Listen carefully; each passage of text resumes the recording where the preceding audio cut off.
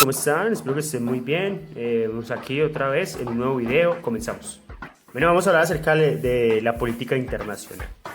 Con el fin de las guerras geopolíticas del siglo XVII y los conflictos religiosos que se libraron en Europa, se dispuso a la relación entre los estados de la nación. Se condujeron a un acuerdo a los principios de soberanía territorial, es decir, con la injerencia de los asuntos internos de cada país y la aceptación de la igualdad política entre los estados independientemente de su tamaño. La concepción de Estado, noción soberano e independiente, se nutre de dos conceptos. Primero, el del Estado moderno, que se basa en un contrato en que la sociedad le cede el poder a un gobierno bajo el presupuesto de que éste velará por los intereses de los ciudadanos y reconocerá la supremacía de las leyes dictatoriales establecidas por un parlamento o un congreso.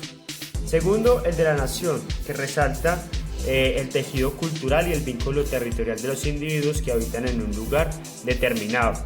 Remite a sentimientos, emociones y prácticas construidas históricamente. El Estado de Nación es una organización administrativa dirigida de acuerdo a las leyes que elabora un grupo de individuos reconocidos como representantes del pueblo. En ella las personas son registradas como ciudadanos por el hecho de haber nacido en determinados límites territoriales. Esto significa además que los ciudadanos asumen unos derechos y deben cumplir lo que unos deberes legalmente estipulados están. Con el surgimiento de una nueva organización política y territorial se constituyeron Estados-nación a lo largo y ancho del mundo. El proceso de consolidación de Estado-nación como forma predominante del gobierno fue paulatino. Sin embargo, tuvo como coyuntura importante el Tratado de Westfalia, en 1648, en el que se regulaban los poderes del Papa y el Emperador, y se defendió la importancia del gobierno de cada entidad territorial sin la intervención de poderes externos. Así se constituye el sistema internacional como una manera de entender un orden mundial compuesto por relaciones entre unidades políticas y nacionales independientes entre sí. En este mismo contexto se dio origen al derecho internacional y a la diplomacia, tal y como se conoce hoy en día, teniendo como el derecho internacional, que es el sistema legal en que se busca delimitar las fronteras territoriales y el poder exterior de los estados, de modo que se reduzcan los episodios de agresión entre ellos y se promueva el respeto por sus particularidades políticas y culturales y étnicas. Además, este sistema contempla los procedimientos para dirimir conflictos entre naciones y afirmar acuerdos que faciliten la convivencia. A pesar de la sólida división fronteriza del dominio territorial y de la autonomía que intentan asegurar los sistemas internacionales, resulta innegable la influencia que los estados con mayor poder económico y militar tienen sobre otros países. Por esto, algunas naciones a lo largo de la historia han buscado dominar a otros, lo que genera conflictos y guerras. Los principios del sistema internacional fueron debilitados por el avance imperial de las naciones europeas que habían logrado obtener los beneficios de la industrialización en los siglos XVIII y XIX. Igualmente, los conflictos bélicos del siglo XIX y las dos guerras mundiales sembraban dudas acerca de la efectividad de un sistema internacional que garantizara la soberanía nacional y el libre tránsito del comercio mundial y la paz.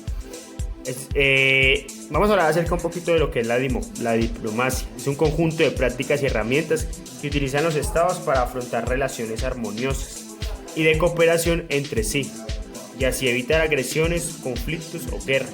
El diálogo, la negociación, la persuasión, el principio de buena voluntad y el respeto mutuo son elementos básicos de las relaciones diplomáticas, las cuales comenzaron a fomentarse en la Edad Moderna. Como la política diplomática les ha permitido a los estados velar por sus intereses, fomentar sus economías, crear un ambiente de armonía en sus relaciones exteriores y mantener relaciones equilibradas con el sistema internacional. A mediados del siglo XX, la diplomacia cumplió un papel predominante en la constitución de un orden político, que evitara una nueva guerra mundial, ya que las continuas negociaciones diplomáticas contribuyeron a que, a pesar del enorme poderío estadounidense y soviético, se mantuviera un delicado equilibrio entre las dos superpotencias mundiales.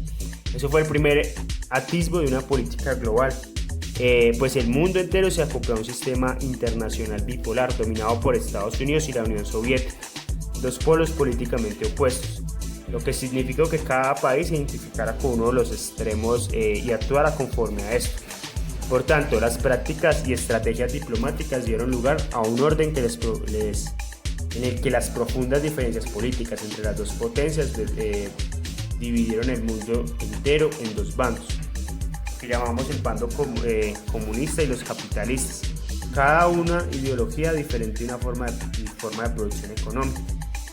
Una de las críticas a los estados del bloque capitalista tenía que ver con un descuido del bienestar común, ya que la libre competencia entre individuos dejaba a unos pocos como ganadores y a otros muchos como perdedores, entre los que correspondían las clases obreras y los campesinos.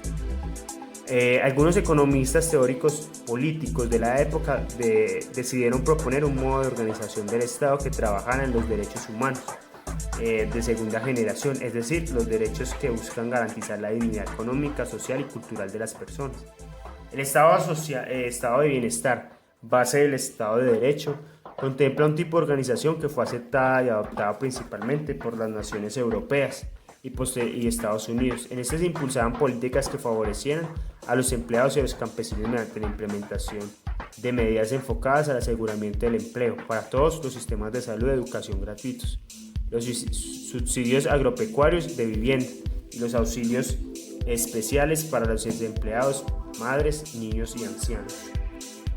Bueno chicos, el avance de la democracia y la institucionalidad internacional que ha dominado el panorama mundial hasta hoy se configuró gracias a la promoción de los derechos humanos, a la proliferación del estado de bienestar y a la posición política entre el capitalismo y el comunismo. Esta institucionalidad está compuesta por la Organización Internacional Interamericana, la OIG, que son las garantes de una política internacional que impulsa de manera multilateral, con la participación de todos los países, la convivencia pacífica entre los estados y el desarrollo de los países con altos niveles de pobreza, violencia y desigualdad. Los diferentes acuerdos entre las naciones han dado origen a diferentes organismos internacionales intergubernamentales. A nivel mundial, la Organización de las Naciones Unidas, la ONU, el Fondo Monetario Internacional y la Corte Penal Internacional. A nivel regional tenemos a la Unión Europea, la OEA, que es la Organización de los Estados Americanos, y también tenemos organizaciones comunes a temas o asuntos de interés. Tenemos entre esos a la Organización de Países Exportadores de Petróleo, la OPEP, la Organización del Tratado Atlántico del Norte, la OTAN. También tenemos la Organización Internacional del Trabajo, la OIT, y la Organización Mundial de la Salud, la OMS. Bueno chicos, eso es todo por este video. No siendo más, me despido. Chao, chao. Dios los bendiga.